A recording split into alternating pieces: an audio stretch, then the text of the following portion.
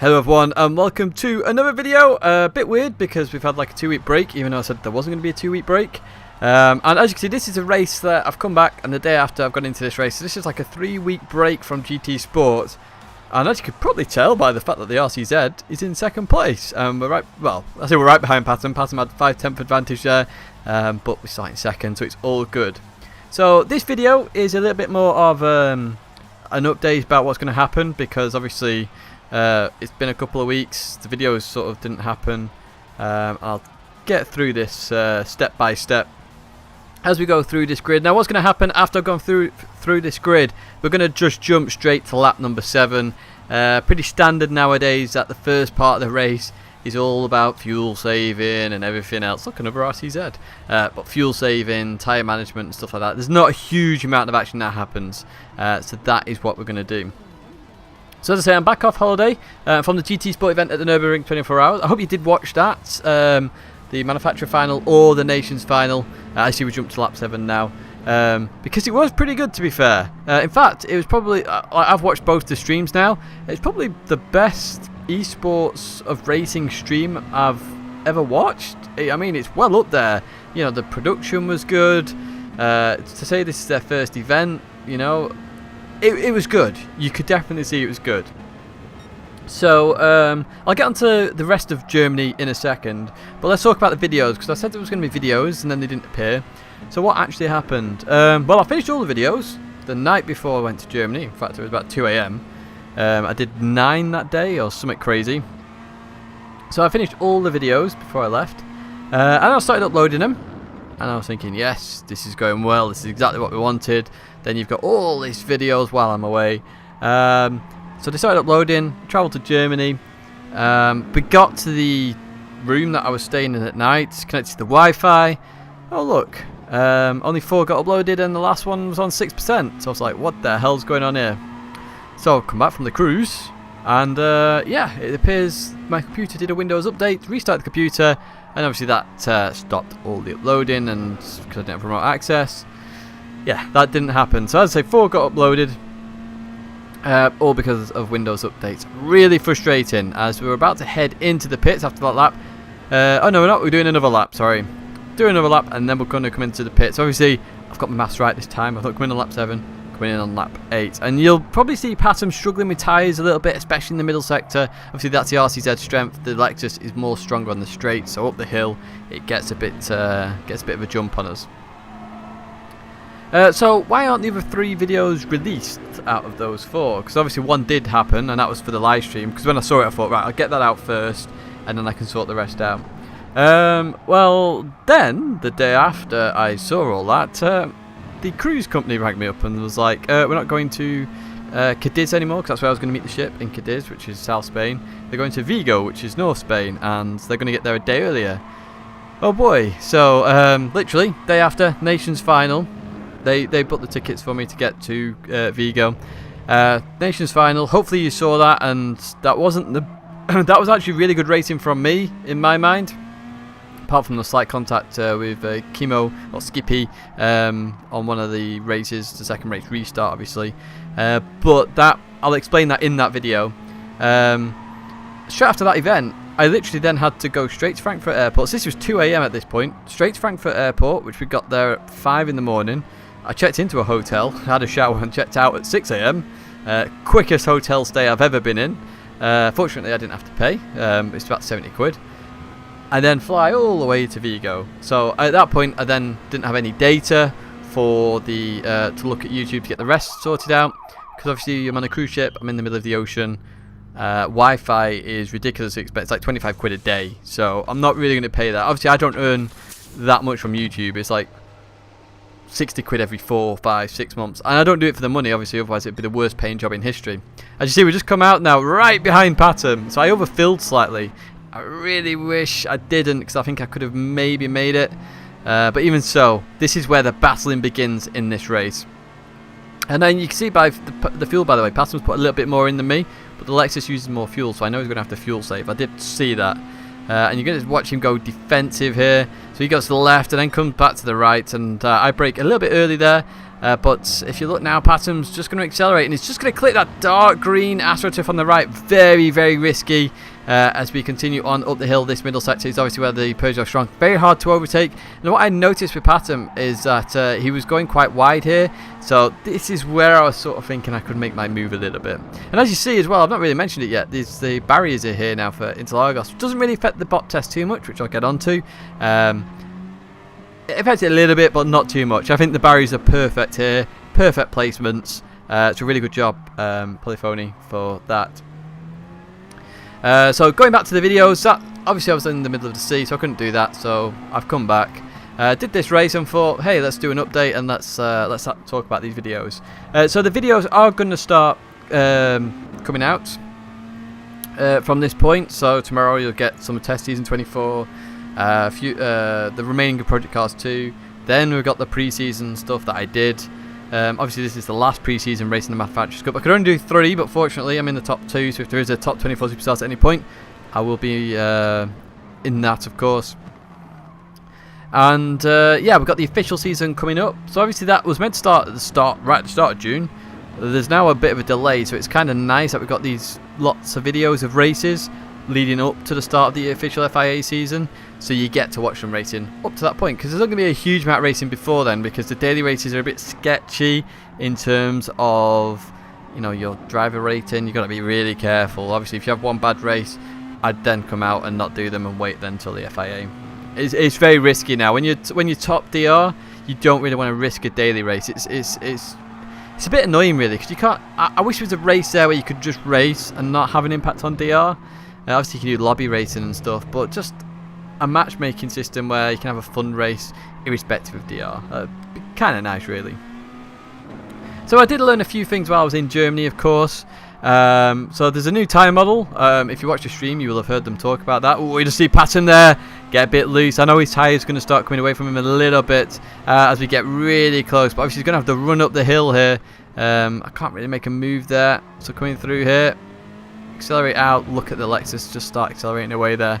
So yeah, there's a new tyre model, and MR cars like the RCZ are actually even weaker than this current tyre model in terms of tyre wear. It's more exponential, and PD said that they've seen that because it was a good test for them at the event, and they're going to look at it. And I think that's half the reason why the season's been delayed a little bit, because I'm going to guess they want the new tyre model in so that then we've got the new tyre model for the whole season, and then it doesn't impact the championship halfway through, etc. And obviously if they can get it right in terms of the MR cars with FR cars, it should be good. If you watch the German event, or you know, the Nürburgring event, you'll have seen that FR cars dominated the front and MR cars were towards the back, and that was, you know, in all the races it was like that.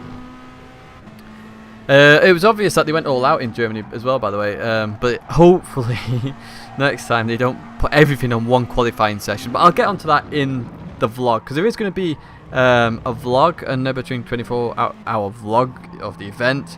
I'm not sure how well the footage is, I've not even looked at it yet, but I'm also going to do an analysis of the races, so from my personal perspective, why I chose to do things the way I did for each of those races. And then hopefully you get an idea of my mindset. Obviously I talk about it in all these races, but again, if you can see it from my perspective there, hopefully you go, okay, I can see why he did that now, or why certain things happen. For example, the crash with Skippy. Well, it wasn't a crash, it's a slight tap into the rear. I back tossed to let him come back on track, but then he lost it a bit more and then went off to the side. I did apologise for that after, you know, we're all good, me and Skippy, so it's no worries there. You may have seen Group 1 was completely unbalanced as well, so we just get a faster slap there. Oh, we get close to Patton there. So Group 1 was completely unbalanced. I don't know if you saw that. I was a 3 seconds lap off the fastest guys there. That's purely the car. Everyone just overtook me on the straights because it had no hybrid system, where everybody else did have a hybrid system.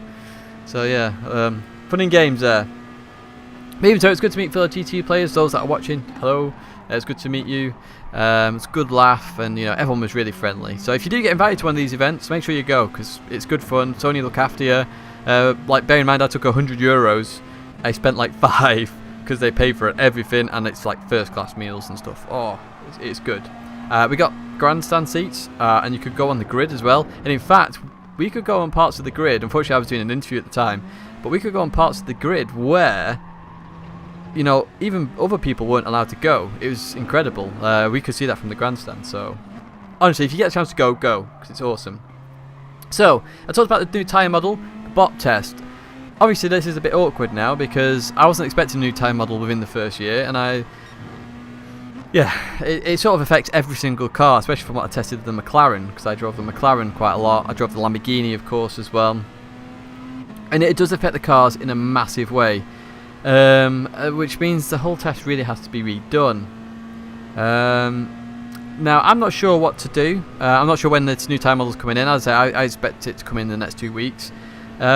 Should I finish the remainder of the car profiles or not? That's question. I'm not fully sure. As I say, I wasn't expecting this new tyre model. I was just going to come back and finish them, and then we could look at what we needed to do. But now we're going to have to redo everything. Now, personally, I think we should hold off and then review it once the new tyre model comes in, because potentially it doesn't affect us as much if tyre wear's not on. I don't know, but it'd be interesting to see. Also, something very interesting with balanced performance, by the way. Polyphony I believe, have hired 3 of the Japanese aliens, you know, the super fast guys over in the Asia region, to actually look at balance of performance. So effectively doing the job I was doing. So maybe I don't have to do it, I don't know, but I kind of like having the information. And believe it or not, I actually used my BOP test to help me, Giorgio and Spark pick our car. So we were way down the list. We had a choice of like 4 cars left. It's like the Audi, all MR cars. And I was like, pick the McLaren. Because we had Monza. I was like, McLaren will dominate Monza. It'd be quick. While we didn't dominate, we were certainly quick there. We were the fastest MR car, I think, or one of the fastest. So, you know, it was... I literally pulled it out and I walked over. And everyone's looking at me like, why has he got this? And I was sort of like, yep, McLaren's best out of this lot. Let's go for it. So we did. Actually, I'm a bit far off pattern at the moment, so I'm going to wait till the last lap to overtake him. By the way, that is in my mindset. Obviously, if I get the opportunity beforehand, I may go for it, but slipstream and all, I've got to really prep myself. I know his tyres will be weak at that point. So yeah, I still want to look at BOP test personally, even though PD have hired these guys. But I'm potentially going to look at it slightly differently. I'm thinking, wait till the new tyre model comes along, do the final profiles on the new cars. If nothing's changed drastically, maybe we can look at it, our original BOP test. Otherwise, redo it, but on a track-by-track basis rather than whole profiles. And then I can just update you on the track like I was going to do when you introduce new tracks. Because we know the cars at that point. We know how they handle, and we can go from there. And it also helps with time. So obviously time's a big thing at this point. My time's going to be a little bit more focused on the competition because I'm just not quite there with my speed. I need to up my speed a little bit. Obviously, I've been focused on YouTube quite a bit with bringing you content. So, the videos may drop down a little bit to 4 or even 3 a week. Or potentially it could even be less if there's no interesting videos available. I won't just put out boring races of me in the lead for 10 laps or me at the back for 10 laps. I'd rather give you good, fun, exciting content when I produce it. As we come now, so obviously we're going on to the last lap, so it's going to get interesting. So there is a wheel review, just to get onto this before we get onto this final lap. A wheel review coming on the 8th of June of my CSL Elite. Obviously you've seen that I drive that, you can see it just in the webcam. So I will bring that to you. I think you'll like it, but even so, I think the TGT, by the way, is quite an overpowered wheel, and I'll get onto that at the GT Sport event video as well. But we come on to this last lap now, so let's have a look at this lap. As you can see, Patton right in front of us. We just lost the rear there a little bit. I know he's fuel saved a little bit here. Just runs slightly wide. Earlier on, I thought he might get a slowdown penalty for that, but you don't as we head towards this left-hander. You notice I've still got the cones on, by the way. I just didn't realise. Even so, they help anyway, so it's all good. Through there we go. We're very close now. Very close. So at this point, I'm thinking, right, if he goes wide at this double right-hander, I'm going to go in to the inside. So I'm going to cut in quite early. And you can see that I do that here. But Patton reads it really, really well. Reads it excellently there as we come into the braking zone. Through there we go, and then into the left-hander. So I know my only chance now at this point is either getting a sneaky lunge on the inside here, but I don't really do lunges that much, or up the hill trying to get as close as I can. So you come into the right-hander. As you see, I've overfilled the car a little bit, and I really should have backed off. Slipstream obviously helping me there. I didn't really take that into consideration at the time. 0.7 laps of fuel remaining as we come towards the last corner. I know I'm going to have to take more speed than normal through here. So into second. I'm going to go on the throttle really early. Really early. Look at the rear, just steps out there. I just can't get off the grass enough. So annoyingly, I just miss out there. Just miss out because obviously the Lexus pulls away a little bit here. I carried enough speed. The rear just came out slightly because of the rear tyre wear. So Patham going to get the victory here. But you know what? For being away for 3 weeks, I had about an hour's practice beforehand, obviously just to get back up to speed. I'm actually happy with that result. You know, only 2 tenths down, and it was a good race in the end. So I hope you enjoyed that video. Obviously, I've talked about a lot of stuff there. The fact that there's going to be quite a few past races coming up over the next 2 weeks. There's the Nürburgring 24-hour vlog that I will be able to show you. We've got the BOP test. Obviously, let me know your opinions on that. And then obviously about videos and time frames and, you know, getting those out, and it might be slightly less than you're used to. Obviously I used to do daily, but especially with the BOP test, they're all coming out like crazy. I'll just reel it back a little bit because I really want to get my time, get my speed up that tiny bit more. Obviously the wheel review coming on the 8th of June. So as I say, I hope you enjoyed that video. Thanks very much for watching. My logo's there if you want to subscribe. There's a video playlist there if you want to watch another one. But that's it for now. Thanks very much for watching. I will see you in the next video.